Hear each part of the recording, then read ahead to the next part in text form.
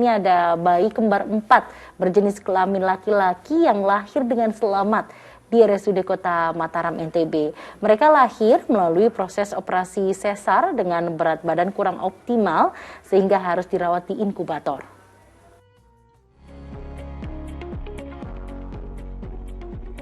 Kelahiran seorang bayi tentu membuat riang hati orang tuanya.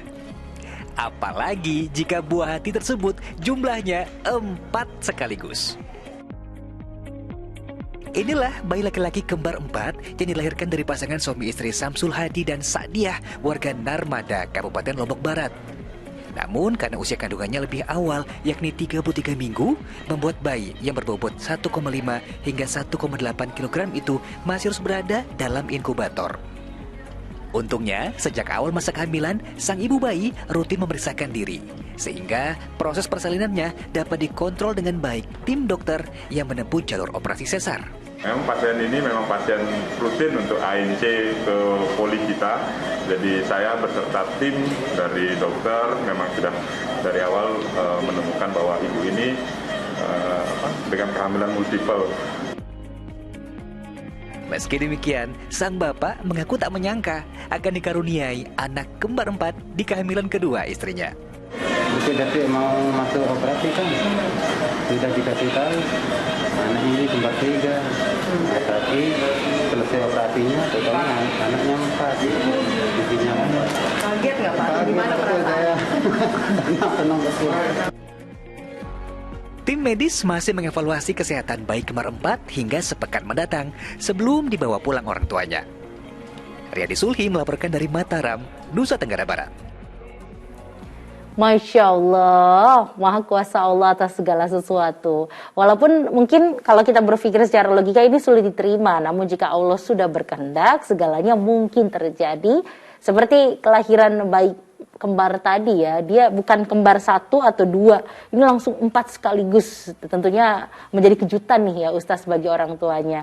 Gimana nih Ustaz melihat berita yang menggembirakan tadi nih Ustaz?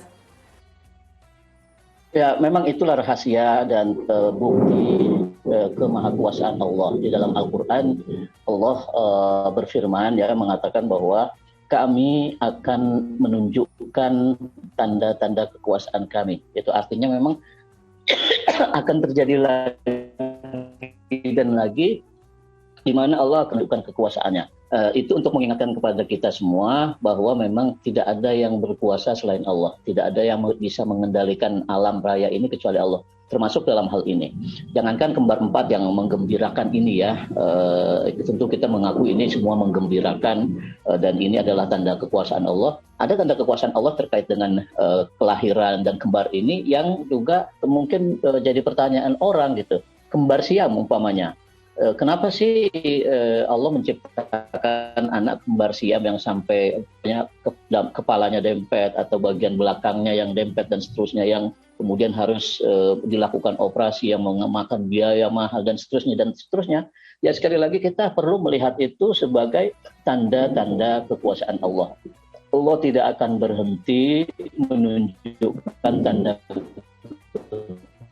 kekuasaannya. Sebaliknya, kadang-kadang manusia menghadapi hal yang semacam ini dengan cara yang kurang tepat. Umpamanya ada saja orang yang ketika mendapat karunia anak kembar 4 sekaligus ini, ada yang kadang-kadang berpikir, ya Allah, apa nanti saya mampu ngurus anak sekian banyak sekaligus, sementara keadaan saya seperti ini, ekonomi saya seperti ini. Tidak perlu sebetulnya ungkapan semacam itu, karena begitu Allah yang menghendaki pada terjadi